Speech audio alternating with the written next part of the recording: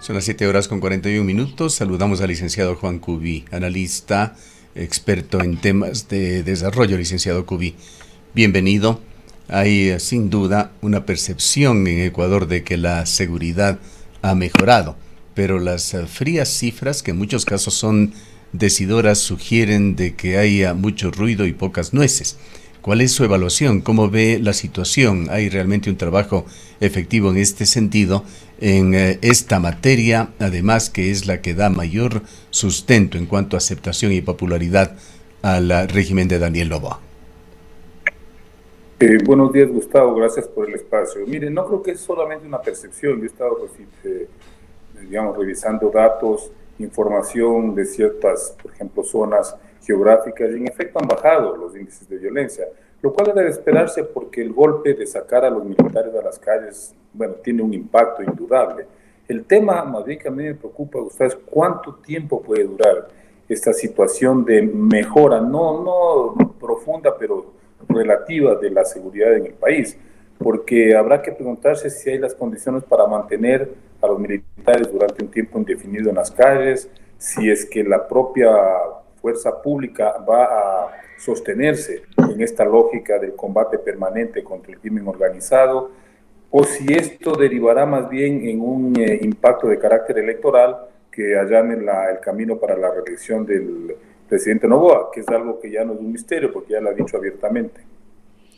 Ahora, Juan, muy buenos días. El estado de excepción se extendió ya por 30 días más. Esto implica que las Fuerzas Armadas puedan continuar en las calles, pero como hemos dialogado en este espacio en más de una ocasión, efectivamente los militares no pueden estar desde siempre y para siempre a cargo de las cárceles del país, no pueden estar a cargo tampoco de los recorridos de las vías. Esto implica que el gobierno ecuatoriano haga intervenciones y además intervenciones urgentes en otras instancias. Pensamos, por ejemplo, en el SNAI. Nada se conoce respecto de qué está pasando con el SNAI. Ha habido una depuración, quiénes van a estar al frente, cómo se ha trabajado en esta institución para que pueda asumir nuevamente el control de las cárceles. Una situación igual con la Policía Nacional, si pensamos en la seguridad en las calles, en las ciudades, en la seguridad interna de el país. Tampoco se ha dicho nada, no sabemos si hay un plan para mejorar a la policía, más allá de darles insumos como chalecos, camionetas, motos, sino más bien también en la formación, en la preparación, pero sobre todo en el saneamiento de la institución. Sí, Rosana, el otro problema es que mantener a las Fuerzas Armadas en estas tareas tienen un alto riesgo no solamente de agotamiento, sino de contaminación. Eso ya ha ocurrido en otros países. No se olvide, por ejemplo, que en México uno de los principales carteles de la droga, de los más violentos, el denominado Los Zetas, nace de militares que estaban insatisfechos con sus condiciones laborales, con sus salarios, y prefirieron pasarse a las filas del enemigo. Ese es un alto riesgo para una institución como las Fuerzas Armadas, que están destinadas a otras actividades, a otras funciones, ¿no? Habría que considerar eso. Y obviamente en 60 días termina el estado de emergencia, y ¿qué se va a inventar el gobierno para seguir manteniendo esta dinámica? Ese es el un aspecto. Y el otro aspecto es que todavía no hemos asistido a una reacción del crimen organizado. Obviamente no se van a quedar cruzados de brazos por una sencilla razón, Rosana y Gustavo. El negocio del narcotráfico continúa. La causa que genera la violencia en este país no ha sido tocada, ni tampoco vemos que vaya a ser tocada. Entonces, medidas que evidentemente pueden dar resultados inmediatos, como el control de los militares de las cárceles, sí, no tiene una duración indefinida. Y frente a eso yo coincido con ustedes, no hay un plan concreto, un cronograma de intervenciones claro de parte del gobierno para decir al país cómo va a resolver esa problemática. Yo me pregunto, ¿y toda la cantidad de personas que van a ser, digamos, detenidas y que van a formar parte de toda esa población que está encarcelada en los centros de detención? Eso va a incrementar el hacinamiento, va a incrementar la propia problemática de las cárceles del país. Entonces, no sabemos realmente qué se piensa hacer respecto de esos problemas reales, concretos y permanentes. Y claro, el riesgo es que a la vuelta de un tiempo esta situación de violencia e inseguridad se reactive. porque no se están tocando aquellos aspectos que son los que generan esa situación de violencia e inseguridad. En todo caso, el gobierno nacional ha confirmado ya de que el 8 de marzo se continuará con un estado de excepción que irá hasta el 8 de abril del 2024. Esta es una decisión ya tomada. Y la ministra Palencia, en entrevista con Ecuavisa hace 2 días, señalaba que las Fuerzas Armadas de Ecuador continuarán en las calles y a cargo de los centros penitenciarios. Indicó que desde el gobierno se están buscando las fórmulas para mantener la presencia de las Fuerzas Armadas como apoyo en temas de seguridad. Realmente inquieta qué fórmula encontrará el gobierno para hacerlo legal y constitucionalmente esto, pero tenemos que recordar también que la consulta popular que se realizará el 21 de abril trae por lo menos 2 preguntas relacionadas también con este tema. Claro, lo que decíamos, Gustavo, es tienen que inventarse alguna vía para mantener, porque creo que el objetivo del gobierno, si yo no me equivoco en mi percepción, es mantener esta dinámica al menos 1 año, que es el tiempo electoral. Si logra mantener 1 año esta presencia de las Fuerzas Armadas en las calles, en el espacio público, obviamente que va a seguir generando adhesiones y simpatía y popularidad, lo cual le permitiría competir en las elecciones del 2025 en mejores condiciones, con una enorme ventaja.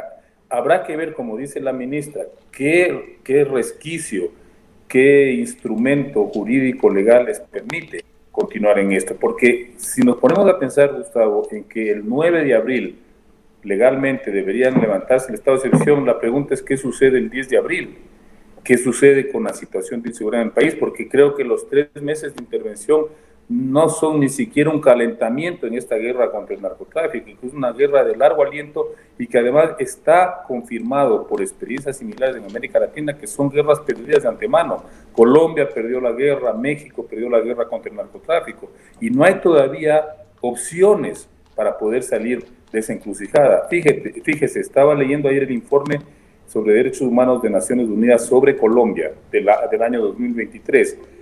En la propuesta del presidente Petro, que es paz total, no la guerra total de la que hablaban los gobiernos precedentes, paz total no ha dado resultados. En muchos casos hay indicadores que se han agravado, como por ejemplo la extensión de la violencia territorial, pues en realidad solamente uno. Han reducido un poco los homicidios, pero han incrementado otras actividades ilícitas, ¿sí? Y entonces, claro, la conclusión es que ni la guerra total ni la paz total pueden resolver un problema que está en otro lado, y ese problema se llama narcotráfico, un negocio un negocio enorme y además muy rentable. Mientras no se toquen esas fuentes de financiamiento, difícilmente se va a terminar con el problema. Ahora, ¿cómo ve en términos generales lo que se propone en la consulta y esas preguntas que tienen que ver con extradición de ecuatorianos, el establecimiento de judicaturas especializadas en materia constitucional y la pregunta que vino de la época del presidente Lasso también sobre la participación del ejército en el control delincuencial? Y quizás, Juan, paralelamente el tratamiento que se lleva en la Asamblea Nacional, que no sabemos en realidad qué va a pasar, no ha habido todavía un pronunciamiento de las reformas al Código Orgánico Integral Penal. A ver, respecto de la consulta, está planteada en la misma línea que le señalaba al inicio, es una línea de corte político electoral. El presidente nuevo está apuntando a ganar esa consulta para darse, si usted quiere, un piso para continuar ascendiendo en su aceptación política para la campaña electoral del 2025. Porque las preguntas en sí no van a resolver el fondo del problema. Algunas son de carácter más superficial, podrán dar algunos resultados, sí. Por ejemplo, la extradición no es tan simple, ¿no? La extradición es un proceso complejo, tiene que tener una serie de condiciones para que pueda funcionar esa figura de la extradición, de manera que no es que esa consulta por sí va a resolver los problemas de manera inmediata. El otro tema, Rosana, del Código Orgánico Integral Penal, esa reforma frustrada, que en buena hora se frustró porque lo que se quería aprobar era una barbaridad. A mí me parece que eso ya se cayó, o sea, la pretensión del correísmo de buscar formas de impunidad desde una perspectiva jurídica se cayeron. Sin embargo, la alianza esta de derecha entre correísmo, social cristianos y gobierno continúa, al menos en lo que tiene que ver con una intervención, una metida de mano en la justicia. Bueno, además se ratificó este pacto precisamente con la censura y destitución de los vocales, del vocal y el ex vocal de la Judicatura. En concreto de Fausto Murillo, que ese era lo que perseguían. Ahora vemos que tienen que renovar, entiendo que son 6 vocales del Consejo de la Judicatura, 5 titulares y un suplente, lo que estaba leyendo en la prensa. Ahí entrarán ya los juegos de intereses y las presiones sobre el Consejo de Participación Ciudadana para ir colocando sus fichas, porque ese ha sido el objetivo siempre, colocar fichas políticas en la función judicial. ¿Por qué controlar la función judicial? Sobre todo desde que el ingeniero Febres Cordero inauguró esta modalidad de hacer política, en efecto da réditos para estos políticos espurios, para estos políticos que únicamente persiguen el interés personal, el interés grupal. Pero por eso habrá que ver hasta dónde el Consejo de Participación Ciudadana se presta para esa jugada y hasta dónde la sociedad va a aceptar este tipo de artimaña, ¿no? Este tipo de argucia jurídica. Pero el pacto por ahora se ha sostenido pegado con saliva, como se dice comúnmente, en la medida en que pueda generar algún tipo de beneficio para estos grupos. Sin embargo, el grueso, la parte más importante de este pacto de la impunidad no pasó, sobre todo por las alertas que generó a nivel no solamente nacional, sino internacional, cuando se planteaban, digamos, reformar las figuras de la revisión de las sentencias desde una perspectiva absolutamente arbitraria.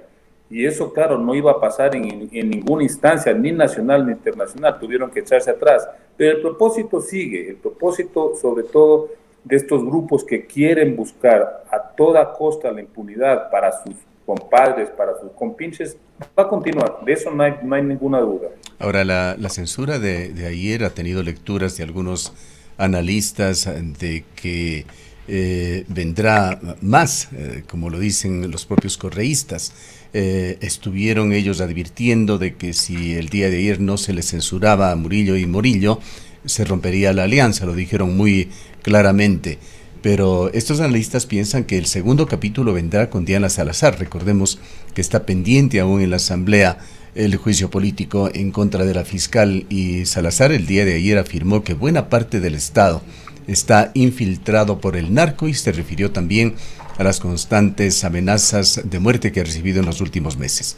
¿Irá la Asamblea luego? ¿Irá esta mayoría consolidada nuevamente el día de ayer por Diana Salazar? Bueno, ustedes lo que yo les decía, van a seguir intentando. Sería una vergüenza nacional y mundial que destituyan a la fiscal Salazar sin existir ningún tipo de argumento válido, ¿no? Sería un atropello totalmente a la institución. Al parecer tuvimos, Juan, un pequeño corte en la conexión, no le escuchamos. Ya, voy a insistir que yo no sé si es que el bloque de gobierno, si es que otros sectores políticos, el bloque, digamos, legislativo del gobierno, se presten para esa jugada. Porque sería vergonzoso. Destituir a la fiscal solamente porque está cumpliendo con sus funciones, eso sería un atropello inaceptable incluso desde parte de la ciudadanía. No se olvide que este momento la imagen que tiene la fiscal, con todos los señalamientos y con todas las críticas que podamos formularle, es una imagen absolutamente positiva. Si usted pregunta a la gente, creen que está haciendo un papel muy correcto. Fíjese que acaba ya de iniciar acciones contra el propio expresidente Lasso.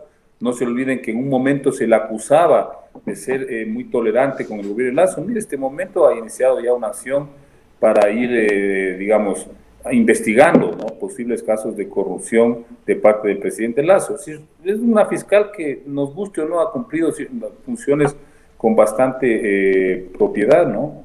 No sé si el país soportaría un juicio de esa naturaleza. Para finalizar, licenciado Kubi, quisiera preguntarle su opinión sobre el anunciado viaje del presidente de la República a Canadá, una situación bastante inusual.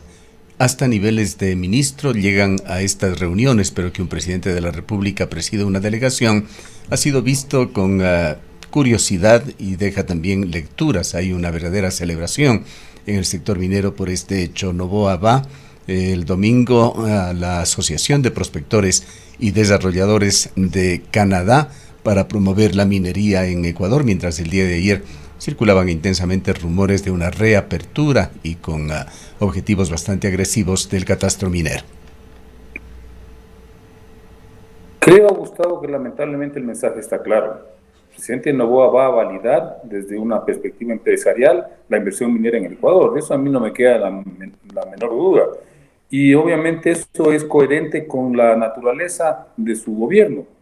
Es un gobierno que está enfocado a beneficiar a los sectores empresariales y obviamente está pensando en la minería como una fuente de ingresos también para el Estado, no solamente como negocio para sectores concretos del sector privado, ¿no? Sino como una posibilidad de generar ingresos para él poder hacer una mejor administración. No veo qué más se puede, qué otra lectura se puede hacer de este viaje que está haciendo Daniel Noboa digamos, al centro de las decisiones mundiales de las políticas mineras, no Ahora, solamente para Ecuador, siendo usted, Juan, un experto justamente en temas de desarrollo, ¿cómo ve el tema de la minería en Ecuador? Sobre las fuentes de agua no hay ninguna duda, pero ¿cómo lo ve en términos generales este enorme impulso que aparentemente quiere dar el gobierno a este sector? Mire, Gustavo, el extractivismo es en cierta manera la forma más cómoda, más fácil de generar recursos, pero es obviamente la más perversa porque es en esencia una actividad tremendamente destructiva, ¿no? Llevamos 50 años de actividad petrolera, hemos generado una cantidad enorme de consecuencias negativas y pensamos que ampliar la frontera petrolera sigue siendo la opción para salir de la pobreza y el atraso, y eso no es una verdad. Lo mismo va a ocurrir con la minería. Y ese es un tema muy concreto. Como país no hemos definido nosotros una política o varias políticas de Estado de mediano y largo plazo que contribuyan a resolver los problemas fundamentales del país y que tengan que ver más con una lógica de generar una producción mucho más democrática e incluyente y no únicamente negocios. Y usualmente las actividades extractivistas están vinculadas directamente con grupos empresariales que son los que mayores réditos sacan de esa actividad.